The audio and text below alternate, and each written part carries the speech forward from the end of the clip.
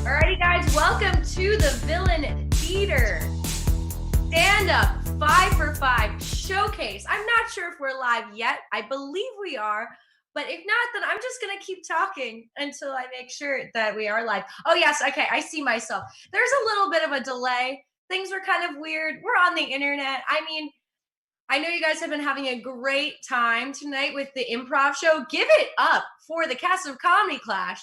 Hell yeah, I hope you guys are sitting at home, clapping, drinking. I just got myself a drink, a celebratory drink for after this is all done. But make sure you guys are having a good time because we have an amazing lineup of comedians for all of you. But before they get started, I'm going to give this time for myself because I'm an only child. I like attention. A little bit about me. Yes, my name is Anastasia. When I moved here from Russia when I was 3 years old. And when we came to the United States, we moved to this place in North Florida, and there was an area called Anastasia Island. So I was like, great, I'm 3 years old. The Anastasia movie just came out. I'm walking around. I see like everything. It's like Anastasia Street, Anastasia State Park, Anastasia Church, Anastasia Strip Club. And I'm like, I'm going to be a star. Just when I saw my name in those lights, I knew it would be the next big thing for me. A little bit about myself, other than the fact that I saw my destiny in a stripper store, a strip sign, as they would say, store to others. I am also an improviser. You may have seen me a little bit earlier in the show. And usually you would see me on the Villain Theater stage. You would see all of us on the Villain Theater stage doing our thing. And the reason I started doing improv was because, I mean, I would always get told that like I didn't have a lot of range, that I wasn't a good actress. Like people would be like, you don't sound Russian. You sound a lot more like Lizzie McGuire. Probably because that's where I learned the majority of my English from. Yeah. I used to sit in front of the TV with the Disney Channel original movie going and subtitles, and it'd be like, hey now, this is what the American dream is made of. Yes, it was amazing. And not to brag, but I mean, that movie really formulated and changed my life. I mean, I went to Italy when I was 18. Yeah, this is where the bragging goes in. But listen, it's like, it was just because it was my destiny. I tried to have the Lizzie McGuire experience. I tried to make a wish in the Trevi Fountain. I tried to go on a Vespa ride. I tried to meet a Paolo, and I almost got human trafficked. Okay, listen. If you have not seen that movie, it's just 2 steps away from being the movie Taken. Same movie. Young girl goes to Europe. Meets a handsome man, meets a handsome man. Parents go to Europe to save her. The only difference is that Taken made it to 3 movies, and the Lizzie McGuire series can't even make it past the second episode in the reboot because the showrunner quit, and now my Disney Plus subscription is worthless. Yeah, it's been a really rough quarantine. But yeah, I did start doing improv because they're like, you know, you got to challenge yourself, get some more range. Stop playing these Lizzie McGuire characters. You got to play a man. You should play a man. So I downloaded Tinder, scheduled a bunch of dates, and didn't show up on any of them. Still not a better actress. But that's not Dylan's fault. That's my personal problem. That's what stand-up is all about, personal problems. You know, it's been an interesting time in this quarantine, as I'm sure it has been for all of you. For me, I've been with my parents, Natalia and Oleg. Yes, they are the evil spies from the Rocky and Bullwinkle series. It's been amazing. They, you know, they're very strict with me growing up. And it's just like, this quarantine makes me think a lot about that time, just because it's like, I'm a quarantine-ager. Because just like when I was a teen, I literally can't go anywhere. And I'm mostly talking to my boyfriend on Animal Crossing. So I don't know if I got any Animal Crossing fans in the house, but Tom Nook is a crook. And I like to say that I don't have time to do anything but somehow I've still played that game for 235 hours. So a 5-star island, baby, 5 stars. Yes. All right, but you know what? I'm gonna leave you guys with this. This has been a really crazy time, and so I read a lot of headlines. I'm really into the news, and I read this one headline about how there's a national condom shortage. I'm like, oh God.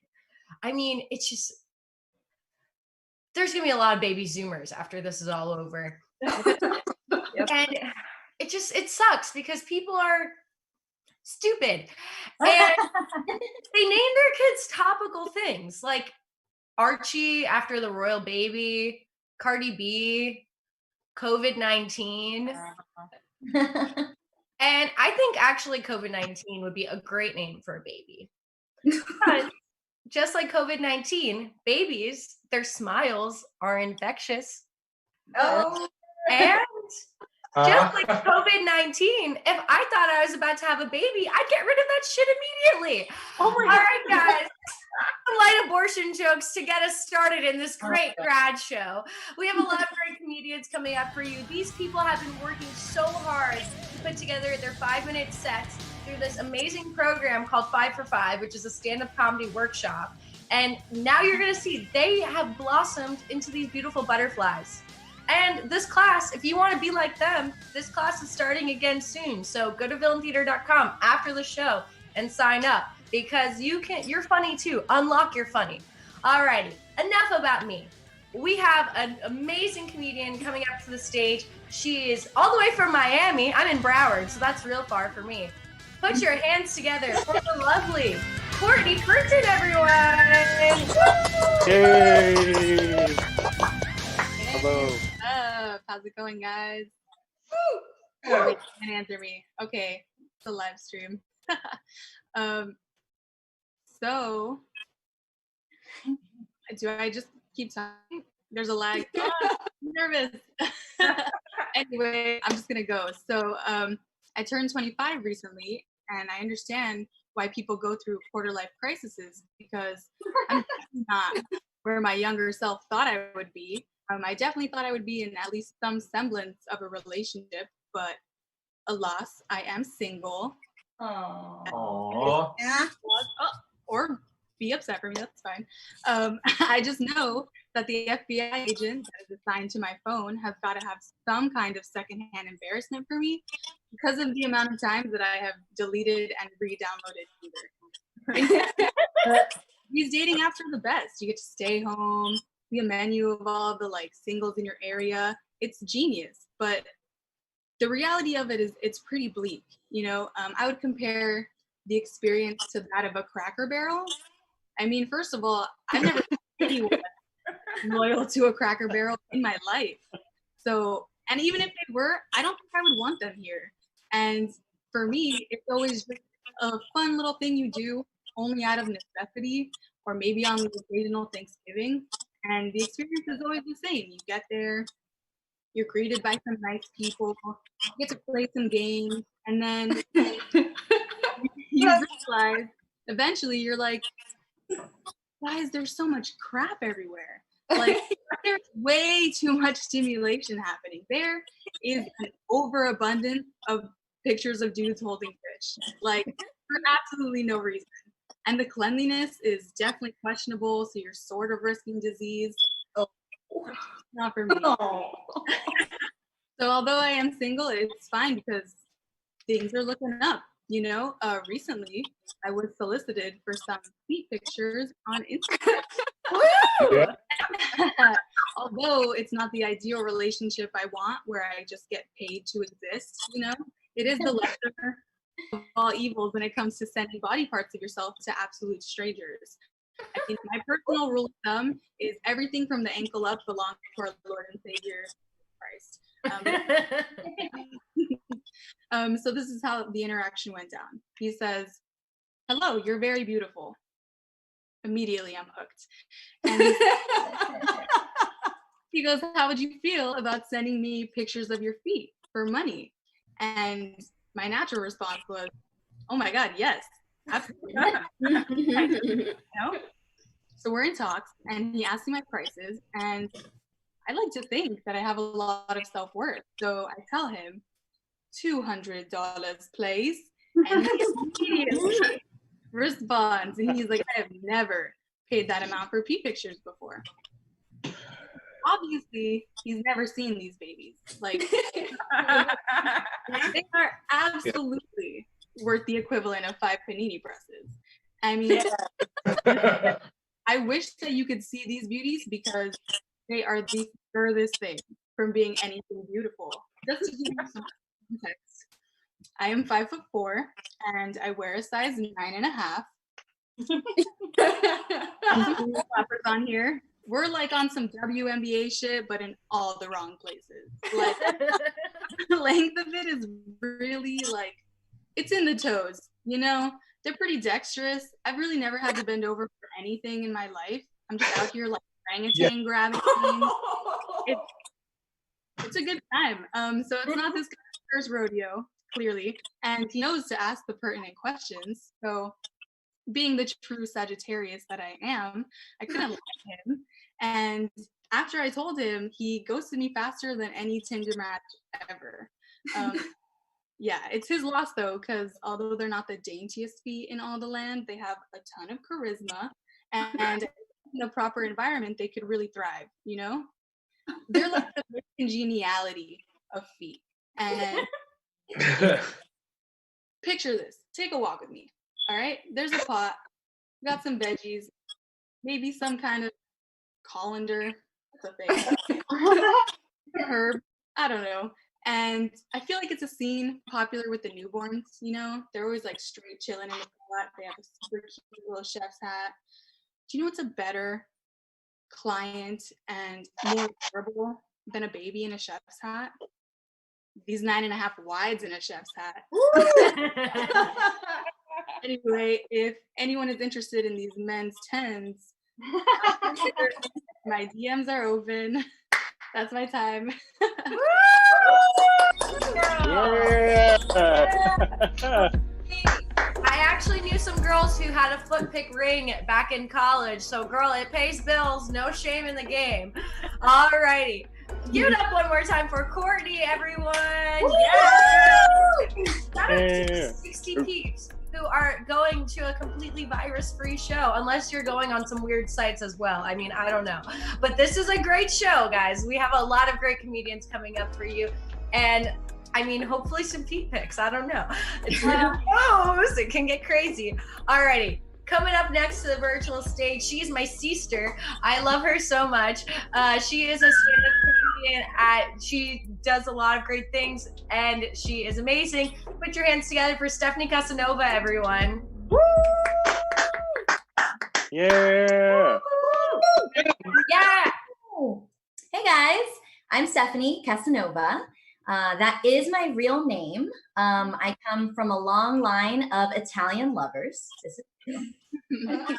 No, there's actually no scientific data around that. But my dad was the original OG Casanova, and he was definitely like a bit of a playboy. Just to paint a picture for you, he was like a mix of Patrick Swayze from Dirty Dancing, and Tony Montana from Scarface. So he was like a Cuban pretty boy with edge, is what I would say. My dad had a boat that we would go on every weekend, and he decided to drive this boat in a Speedo. Yeah. Guy, confident guy. And at first, I never thought anything about it, except once I got to a certain age, I realized nobody else's dad was wearing a fucking Speedo. So a little awkward for me. Yeah. Yeah, very, very strange. My dad also had a great talent of saying the most fucked up, embarrassing shit at the worst times, right? He called this his Casanova charm. And one time on his boat, I had bumped into a childhood friend, and I was 12, so I was trying to act mature. And here I am with Scarface in a Speedo.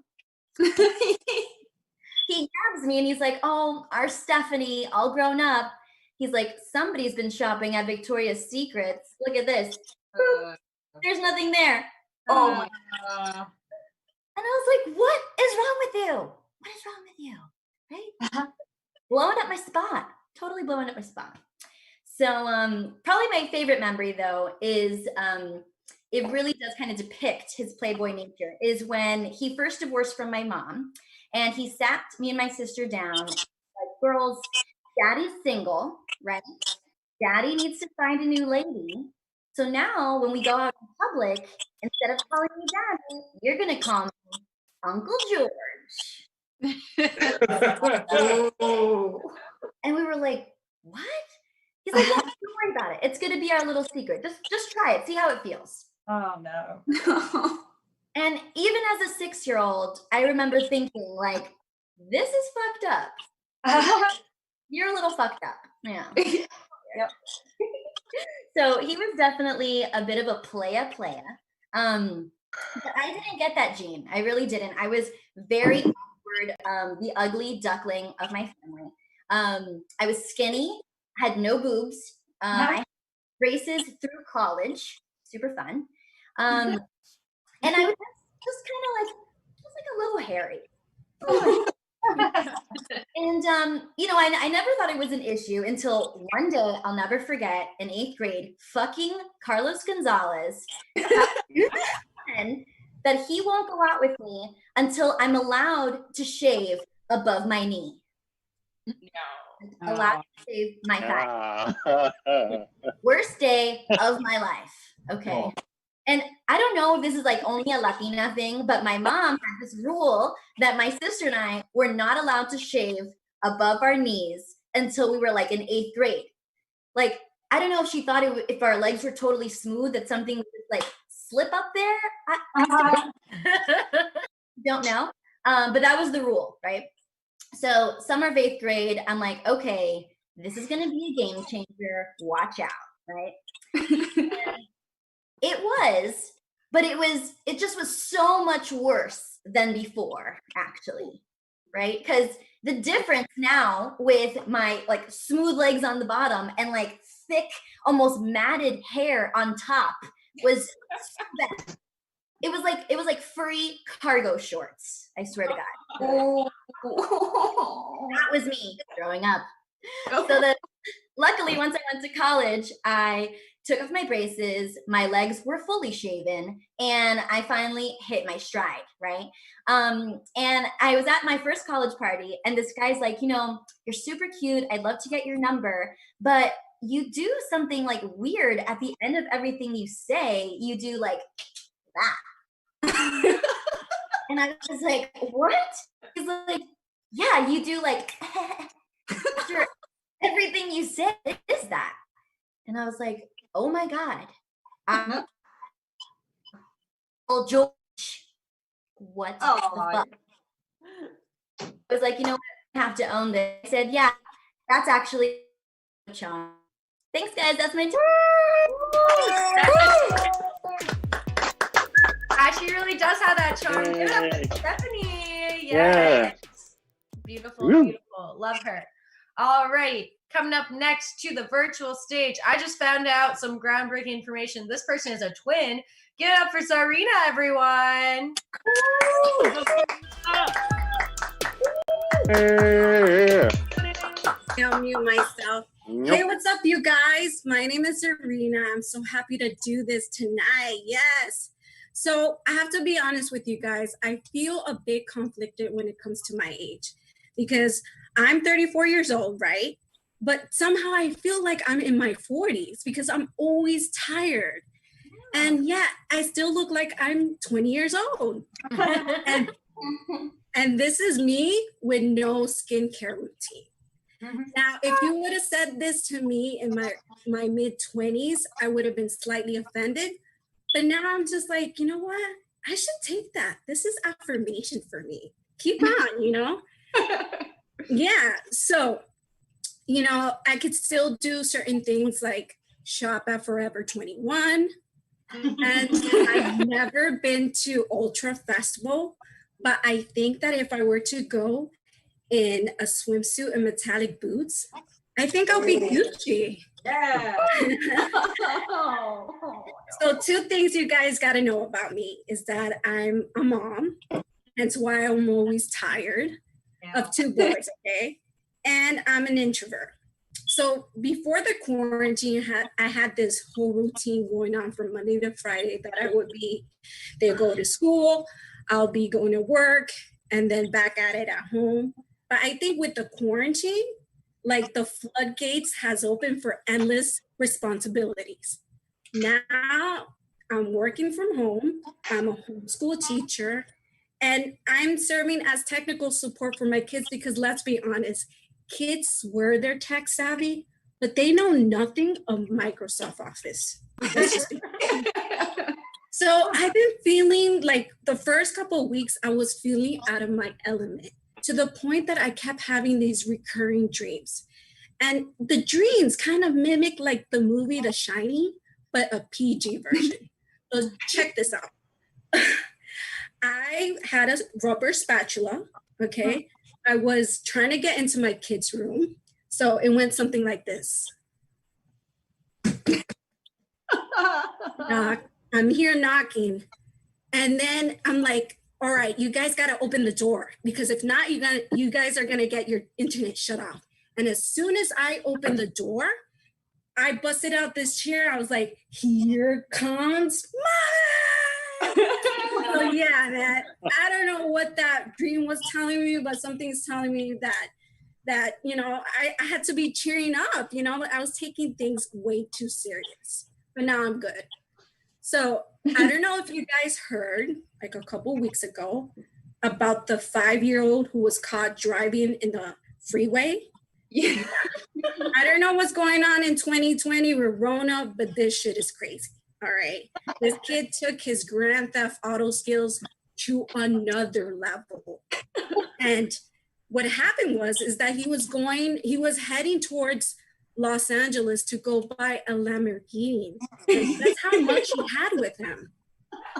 $3. Maybe you can only buy Takis with $3. I'm so sorry. You know? So, and you know what bothers me as a parent? That after this happened, the news broke out, he was flown to Los Angeles to meet Shaquille O'Neal, Jamie Foxx, and maybe you guys don't know of him, but he's from Miami and his name is Little Pimp, and he does drugs. Tattooed up. All right. So if you ask me as a parent, that sounds like positive reinforcement. I don't know. Yes, I know. So I was thinking, you know, the quarantine is a good time really to teach someone how to drive. I mean, if you really think about it, there's little movements in the streets. So I called my 91-year-old grandmother, and I was just like, you know what? Listen, Linda, I know that you heard about the news about the 5-year-old who was caught driving. And I think this is a calling for you. It's time for you to learn how to drive. And I just busted out my idea. I was like, you know what? I'm going to buy the cones in Amazon. We're going to pick out a shopping plaza because after 8, the parking lot is empty. All right. And I got Waze so we can track the police activity. Don't you worry about that. And then she didn't let me speak. She was like, I know, mija. I don't have time for that. And I was like, wow, really? All right, then I'll teach Adrian, the 5-year-old, how to drive because I think he deserves it. And that's all my time, folks. Thank you so much. Get up for Czarina, everyone. Mother power. I cannot imagine being a mother during this time. It hurts my brain even thinking about it. So give it up for her for just being amazing and hilarious. Yeah. Alrighty. Coming up next to the virtual stage, she is a multilingual wonder. Give it up for Nadina, everyone. Hello.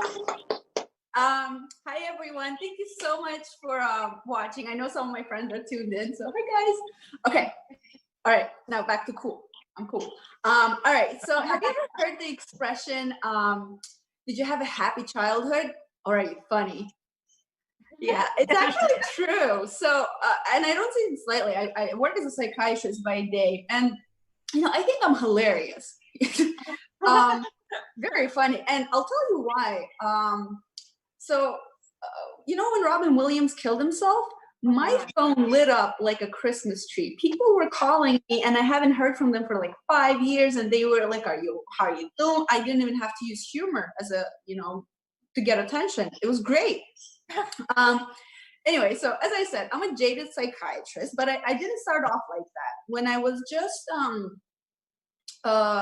starting out, I really hated when people used humor to refer to the frequent flyers, which are people who come and go really often, etc. But by now, I've seen so many suicide attempts that I'm pretty sure I could teach a course in what not to do.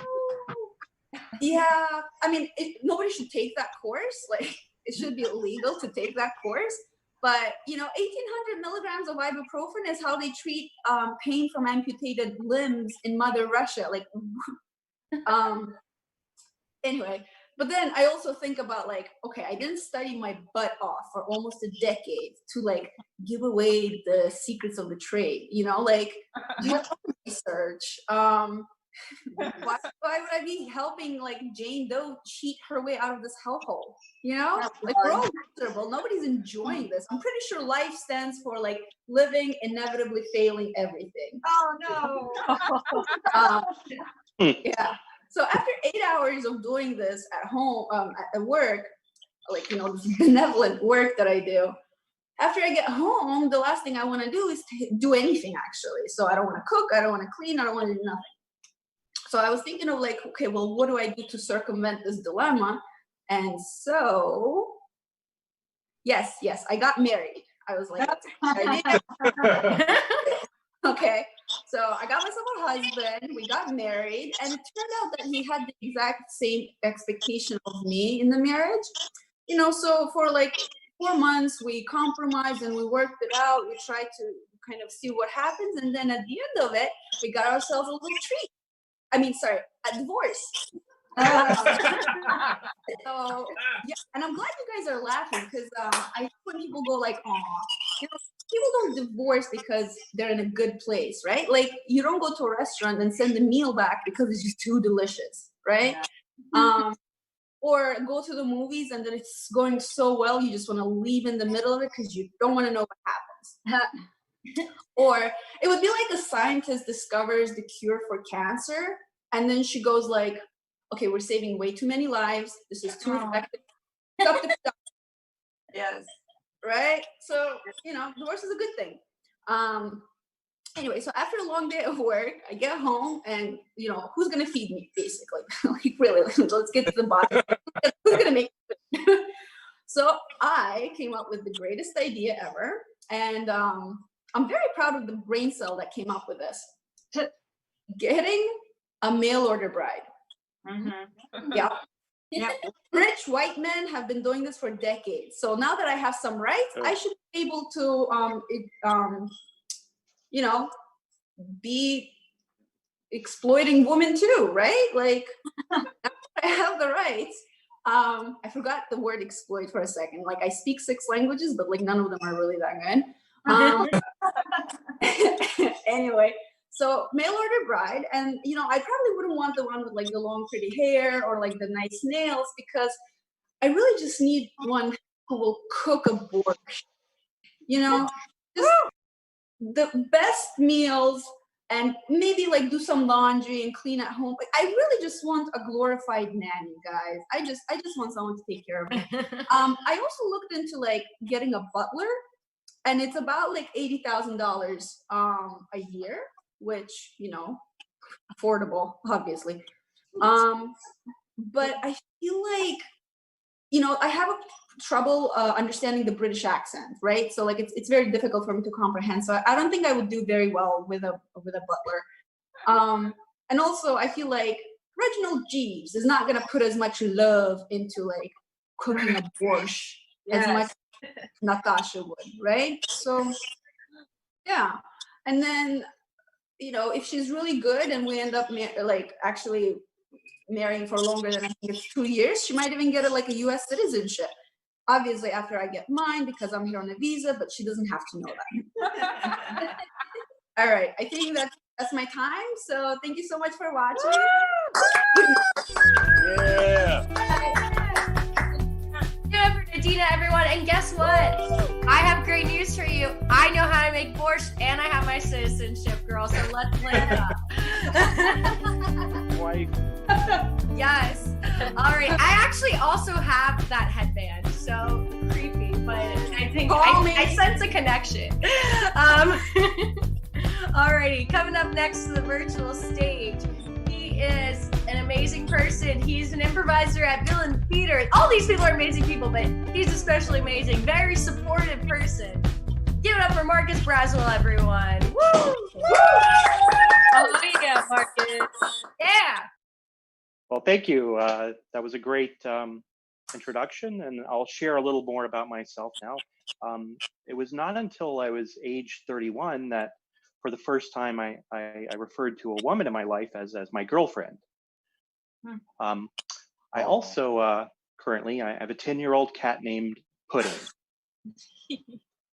So it's me introducing myself. It's pretty relatable, right? I know. I hear you out there. You're like, wow. So the 20s leading up to the 30s when I first had a girlfriend. I wasn't a serial monogamous, that's for sure. More like a serial bar hopper.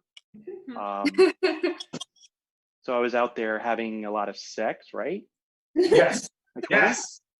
No, not so much. I think it was hiding from rejection, more like that. Like, hell yeah, that's what I was doing. So tough. Yeah, so well adjusted I was. I did, however, I went to Coachella for the first time when I was 41 years old. So that's pretty cool. That was the one where Radiohead was one of the headliners. All right, look, my cat's name is Pudding. She's an old cuddly cat. She kills a lot of things. I'm probably gonna die childless. So take some pity on me, right? I mean, life's empty without kids. No, it isn't. No, it isn't. I don't really care about that.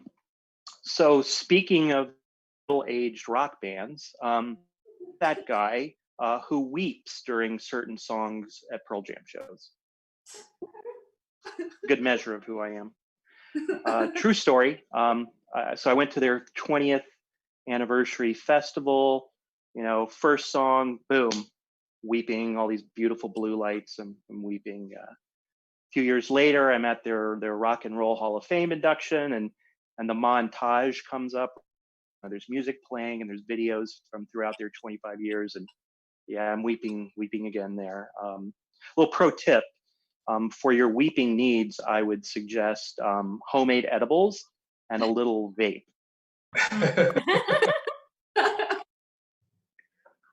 No, notice I use the term weeping there, not crying.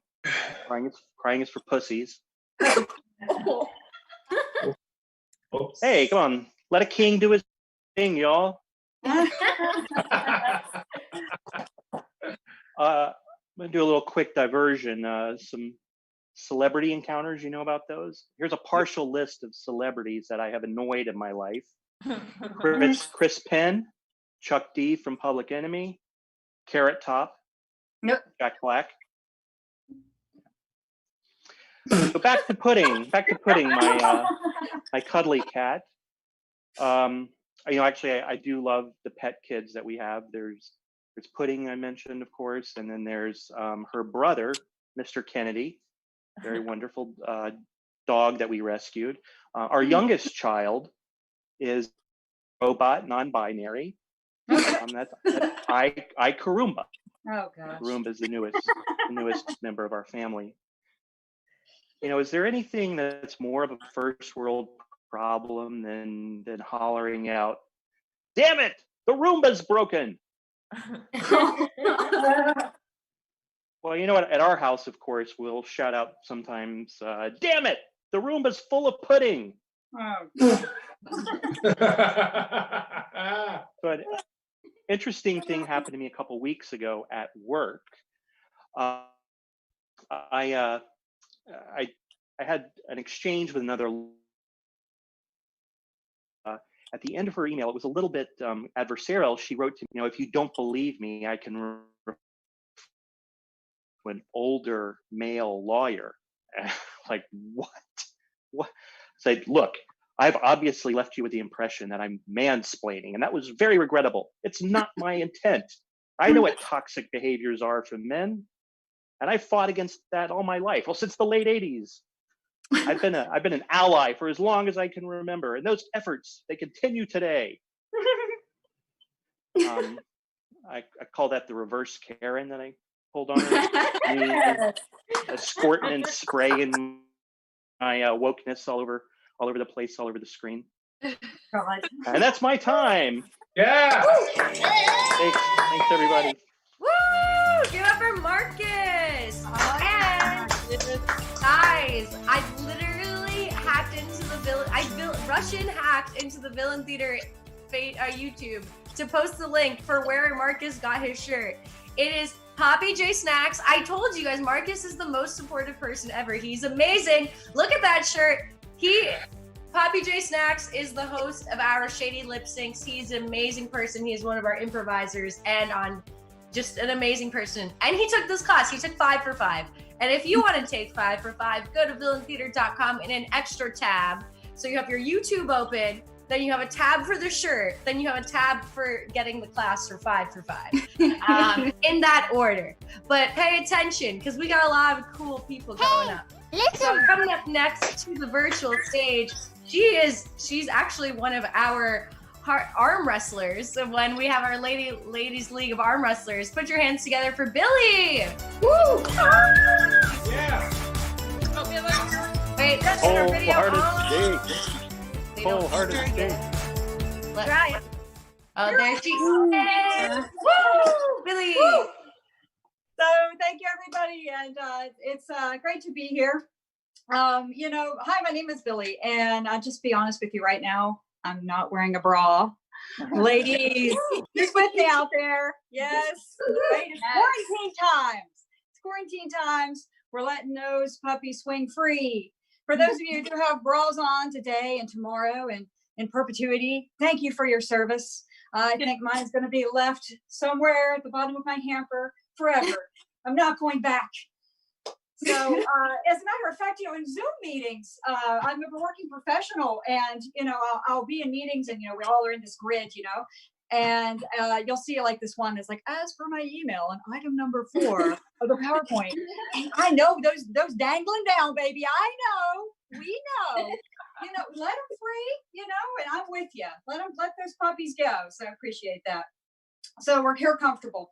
So also, I'm from West Virginia. Anybody else from the state of West Virginia out there? No. Silence. Oh, there's clearly a cousin out there. I heard you. Yeah. So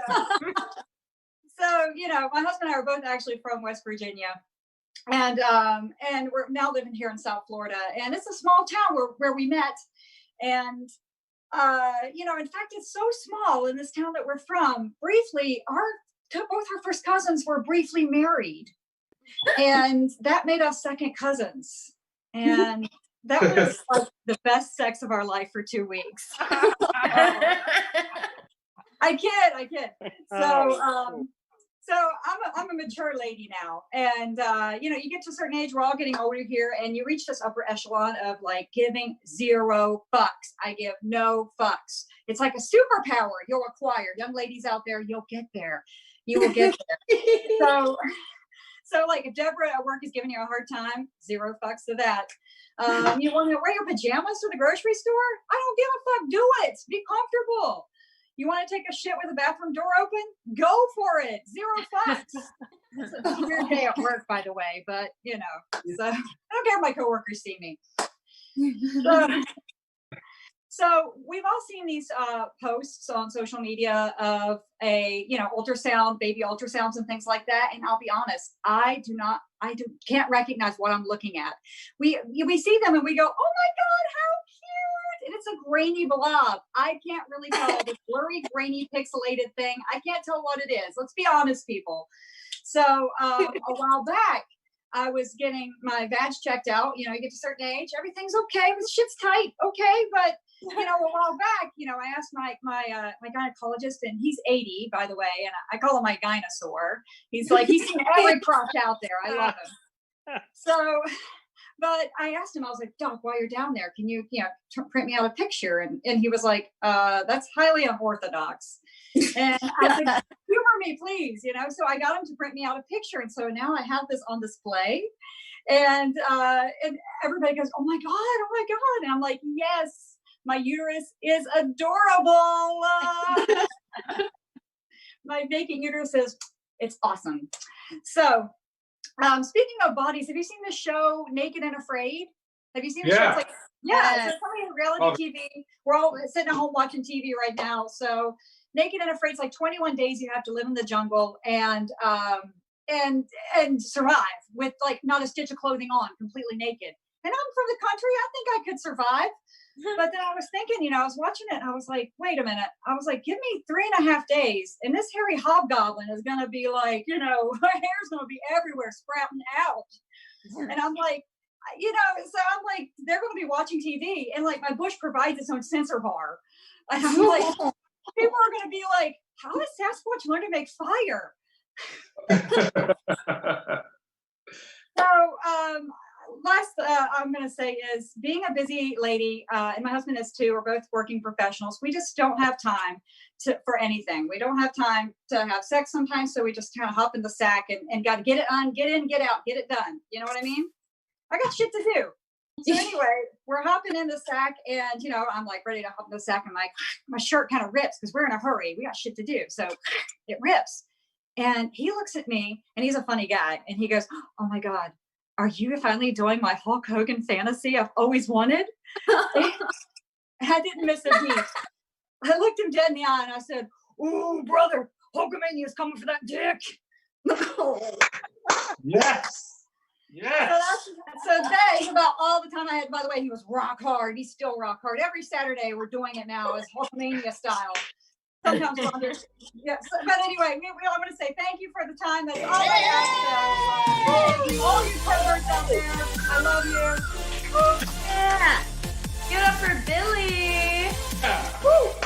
I'm not a big Hulk Hogan fan, but I did listen to Brooke Hogan's one song that she had back in the day. So give it up for the early 2000s and give it up one more time for Billie. Woo.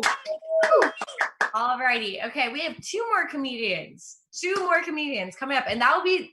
Thank you guys for all sticking with us. For all those who've been watching us since the improv show, you guys are amazing. And if you really like us, you should subscribe to the Villain Theater YouTube so you get notifications when we have shows going on. Drop this video a like, subscribe to us. We actually even have some merch, so you can rock us on your chest because that is great. Alrighty. Coming up next to the virtual stage, put your hands together for Vale. Woo! Hi all. Thanks for being here from your living room. I want to start with a couple of questions. Who are you? What do you do for work? Those are really hard questions for me. For me, it's so hard to come here and say like, hi, I'm Vale, I am blind. Have an idea, I had 9 different jobs in the last 10 years. So it makes it really hard to put everything together in a couple of sentences. And I know that there's a lot of us out there. And probably you're one of them. But there's another group of people that are blessed with the fact that their families gave them the profession when they were born. Their mothers told them, go be a lawyer. Or their parents were like, go and be a doctor. But they want to have the freedom of defining what they want to do for their life. And I'm like, look, I've been something. Don't do it. Just take it. Your mother's telling you you're going to be a lawyer. Take it. Run with it. Do it. Like, find creativity wherever you can. but don't be in the figuring it out stage because it's not fun. My rage is over. Thank you. But I can tell you that I had some troubles with this because since I cannot define myself, others cannot. Like, for example, I lost my job last July, and one of my mentors was trying to introduce me. So he was like, okay, I have a couple of people that maybe can give you a job. Like, what should I put in the email? And I was like, I dropped the conversation, guys. Like, I didn't answer. What was I do? So then, like, it clicked, and I look like Stephanie, and I heard that here, but it clicked, and I was like, people want labels. People want a box that they want a label. They want to put me in the box. Like, she is good at math. She is like, we're all like in boxes. And I was like, I struggle with this shit. Like, if you look at my sexuality, for example, I have a husband. I like guys, but I also been with girls and I liked it. And does that make me a homosexual? No. Does that make me heterosexual? Definitely not. Am I bisexual? I hate that fucking label. So like, don't give me a label. Like, just like stop it. Don't put me in a box. Another rage is over.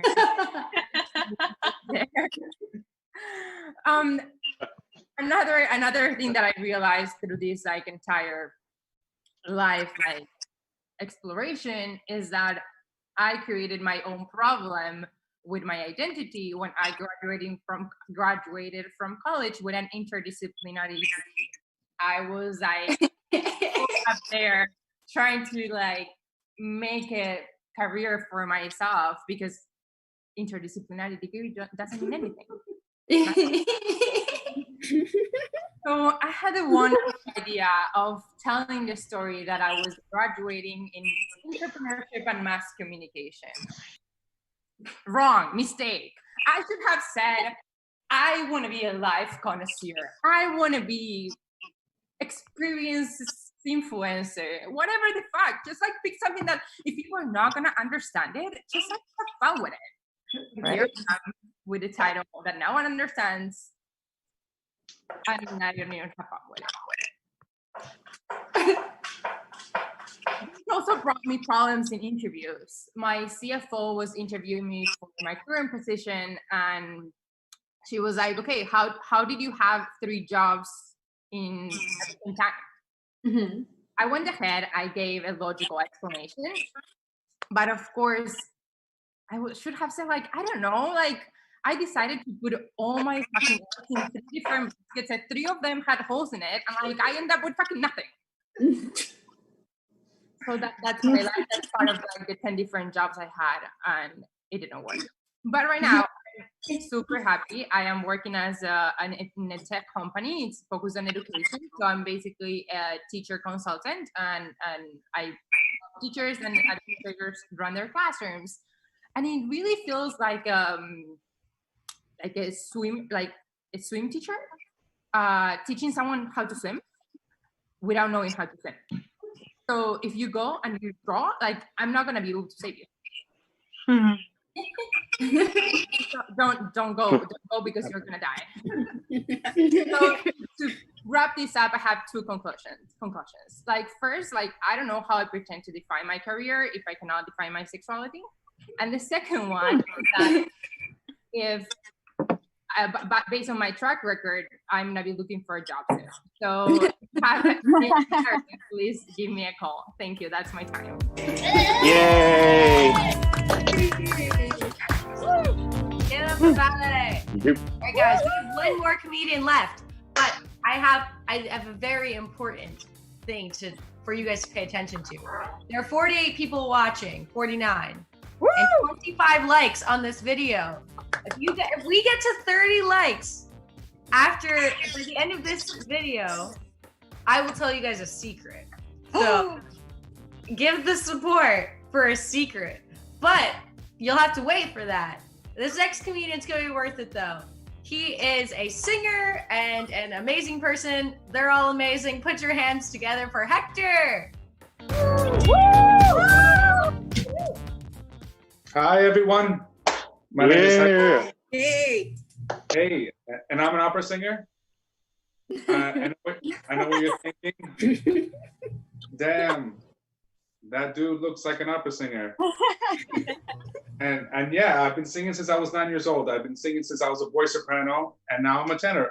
In case you're wondering how that works, voice soprano is before the ball drop, and after is tenor. So I've been singing before my balls dropped. So I to counterbalance this in my life, I had an interesting upbringing. I used to hang out with guys who were not like the best guys possible. They're very extreme from opera singing. They were like thugs and drug dealers. So I used to hang out with these guys, and I used to sing at their parties. So they would have me singing like "Ah, Marini, mia bella," and then like I would hear like Peanut would be like, "Yo, can you pass me a Corona?"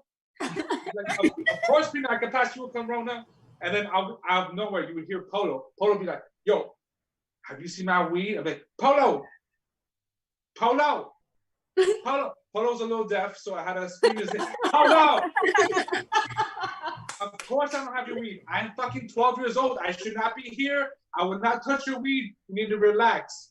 And in case you're wondering how someone will be called such names as Polo and Peanut, for example, Peanut had the head shape of a peanut. And then Polo only wore Ralph Lauren polo. So I've been extremely lucky. I've traveled the world. I've sang all over the place, from China to Europe to South America to the United States. I've sang all over this beautiful United States. But right after college, I moved to New York City. And in New York City, I had a very interesting experience. I had the most amazing experience because I had the roommate with the largest penis I have ever heard. And then the roommate with the smallest penis I've ever seen. I know you guys are wondering, like, oh, biggest penis ever heard? Yeah. So this dude was probably a $125. Like, he was super skinny and had a giant dong. And I never saw it, but I heard it. You ever wonder, like, guys who are that skinny, like, how can they have penises that big? I think the same thing. I'm like, they would have passed out. Like, in my mind, I'm like, dude, so much blood is going from your head to your penis. Like, how do you stay up? Or whatever. He had the biggest penis I've ever heard because I would hear like the normal like moaning, like when he was fucking girls, like and then out of nowhere you would hear like, "Oh my god!" And then like, "Oh," and then you would hear like these screams of like, "I think you broke my small intestine," and then there will be the worst walk of shame out of our apartment. There'll be like these poor girls that are trying to make it out to the front door, like little by little, like grabbing onto the door, grabbing onto the fucking walls, like trying to make it out, and slowly make it out of the apartment. And then on the completely contrasting side, we had the guy who had the smallest pee-pee I've ever seen. His name was, let's call him William or something. Let's call him William. I'm gonna call him out. He was a beautiful black man, had the smallest like micro penis I've ever seen in my life. And he would wear bathrobes every single day, but he would lose the belts of those bathrobes. And he would be like, "Oh my God, honey, oh my God." And like, I'd be like, "William, your pee-pee's out." He'd be like, "Honey, I'm so sorry."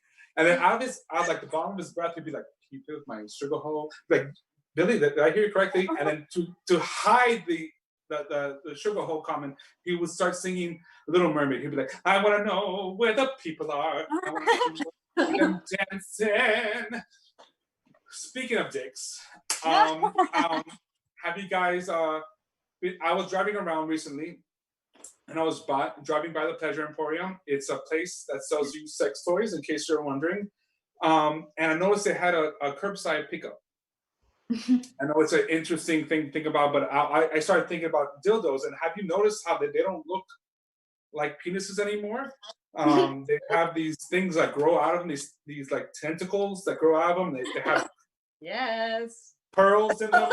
They twist, they turn, they vibrate. I think it's a conspiracy. I think aliens are coming into our world, and they're invading our sex toy laboratories, and they're creating these penises that look like theirs. So we are no longer able to sleep with our women eventually, and they're going to invade our planet and fuck all our women, and we're no longer able to have babies anymore. So that's my time, everyone. Thank you. It's been a pleasure. First time. Give it up for Hector and Alien. Alrighty. Okay, we'll put all these comedians on the screen so we can see their beautiful faces. They all worked really hard. And we got to 35 likes. You guys did that real quick. I should have put the stakes even higher. We probably would have gotten 1,000 subscribers. All right. Real quick, the secret before we finish things up. I have clinodactyly, which means I have bent pinkies. Which only affects less than 10% of the population. It's all in the women line. And these nails, I did them myself.